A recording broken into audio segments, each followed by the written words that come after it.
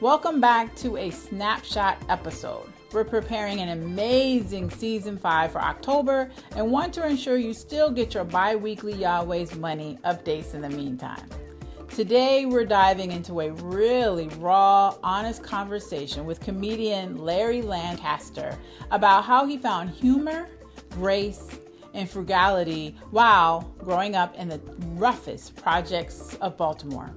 This is just a quick snapshot from episode 81, where we talk about using humor as a defense mechanism against childhood bullying, coping with parental mental illness, and why true style doesn't require a heavy price tag.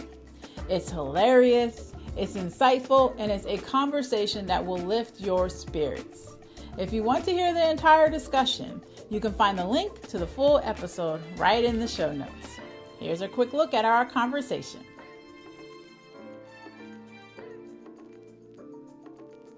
And I had a very rough childhood, but I don't look at it as a bad childhood, even though it was rough. Surprisingly, my mom had mental illness. She was a paranoid schizophrenic, and as a result of her illness, my childhood, and of course we were very poor. We grew up in the roughest part of Baltimore in the Douglas Projects, a lot of crime, drugs, murder, but I still remember happy times in my childhood, as rough as it was.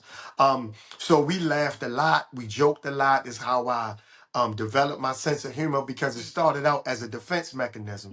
Because the kids, like I said, used to tease me about not having the cool clothes, but they also used to tease me about my mom, because she was known as the crazy lady in the neighborhood. So whenever she had an episode, she would do something.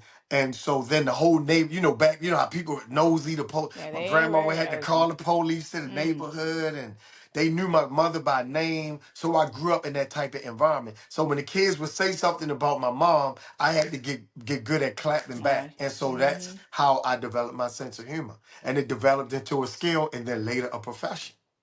And I hear that a lot about men. I feel like you guys, the males of it all, you guys were just brutal.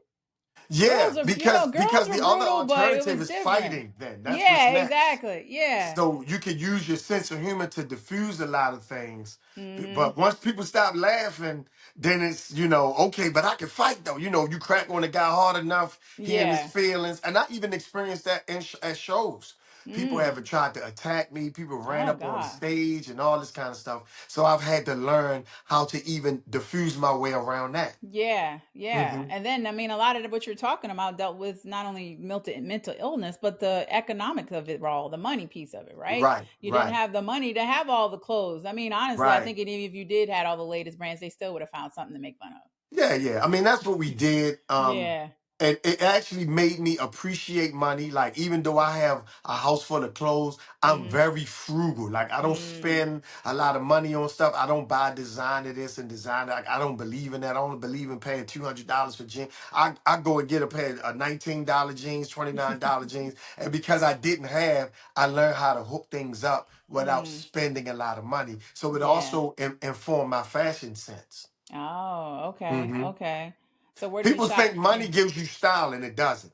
It really doesn't. It honestly starts with your whole energy and vibe. Right, Because right, you could see somebody like you said with $10 jeans and $20 top and and right. they looking And fly they as you hook know it what. up, thrift store chic, Yeah, all of that. And then you see exactly. people spend all kinds of money and they look homeless sometimes. They they do, and they You just see it, always. right? No, I don't know why I was thinking of certain people in the hip hop industry, or Like Kanye, like some of the man, stuff get he out of wear. my head, Larry. I I mean, didn't want to say him, but it's like Kanye, Kanye. his whole clothing line was just like, what is going on here right now? But yeah, even and he's going through a lot of mental illness, and I pray that he Right, stays and gets the help he needs. right. But But this the with that, stuff he picked yeah. out when he was okay. Well, I don't think he was ever okay. Yeah, That's that's another relatively podcast speaking, of episode. course, but yeah. Yeah, that man always has some mental health stuff going on. He just And I yeah. believe he's a genius. It's just not with fashion, not in my Yeah, opinion. I think yeah. you should It's stick with all music.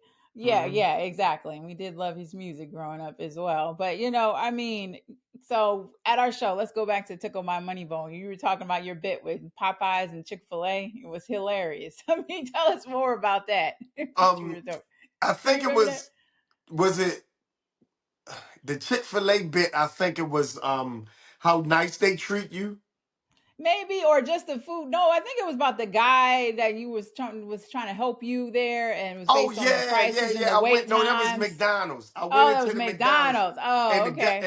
and the guy was high as a mink coat. This when That's I used to right. work as a corrections officer. So I'm Oh, going to okay. work.